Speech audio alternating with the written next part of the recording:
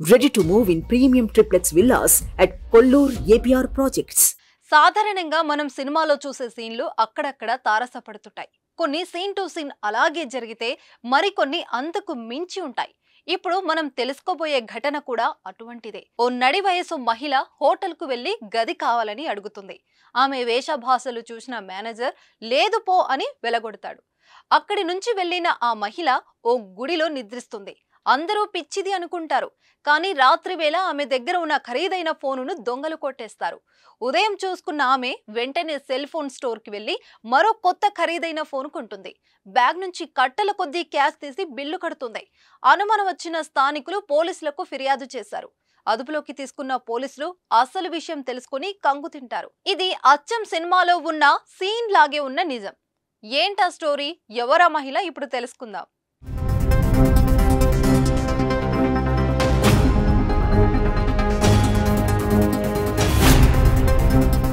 ఈ నెల 13న ఓ 50 ఏళ్ల వయసు ఉన్న మహిళ ఓ పాత బ్యాగు చేతికి తగిలించుకొని అనకాపల్లి జిల్లా చోడవరానికి వచ్చింది.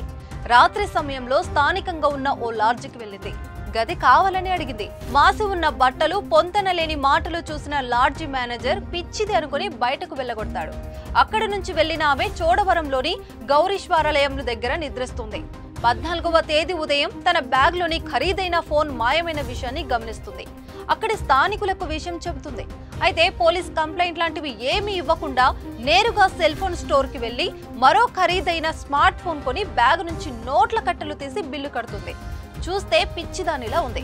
బ్యాగ్ నుంచి కట్టలు తీస్తుందని గమనించిన స్థానికులు పిచ్చిదేమో అనుకొని స్థానికంగా ఉన్న ప్రేమ సమాజం ఆశ్రమంలో చేర్పించారు. అక్కడి కేర్ టేకర్ బ్యాగ్ తెరిచి చూడగా కట్టలకి కట్టలు డబ్బులు, నగదు, పెద్ద ఎత్తున బంగారం కనిపిస్తుంది.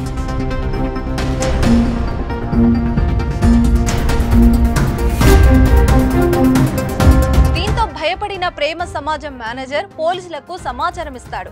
రంగంలోకి దిగిన పోలీసులు ఆమె దగ్గర ఉన్న ఆధారంగా కృష్ణా జిల్లా గుడివాడ ఆర్టీసీ కాలనీకి చెందిన జాస్తి లీలా కుమారిగా గుర్తించారు. ఆమె దగ్గర ఉన్న 1,41,000 నగదు, 30 తులాల బంగారం, పలు ఏటీఎం కార్డులు, బ్యాంక్ పాస్ బుక్లు స్వాధీనం చేసుకున్నారు. బ్యాంకు ఖాతాలో పెద్ద మొత్తంలో నిల్వ ఉన్నట్టు గుర్తించారు. సిఐ శ్రీనివాస్ ఆధ్వర్యంలో పోలీస్ సిబ్బంది మరింత విచారణ చేయగా ఆమెకు మతిస్థిమితం సరిగా లేదని, అప్పుడప్పుడు తనని ఎవరో చంపాలని చూస్తున్నారని పెద్దగా కేకలు వేస్తుందని తెలుసుకున్నారు. అదే ప్రేమ సమాజం ఆశ్రమంలో ఉంచి వైద్య సేవలు అందిస్తున్నారు. లీలా కుమారి పూర్తి స్పృహలోకి వచ్చిన తర్వాత మరింత విచారణ చేసి కుటుంబ సభ్యులకు అప్పగిస్తామని పోలీసులు తెలిపారు.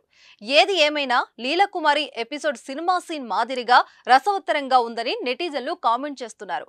మరి మీరేమనుకుంటున్నారో కామెంట్ చేయండి. సుమన్ టీవీలో మీ పర్సనల్ అండ్ బిజినెస్ ప్రమోషన్స్ కోసం కింది నెంబర్కి కాంటాక్ట్ చేయండి.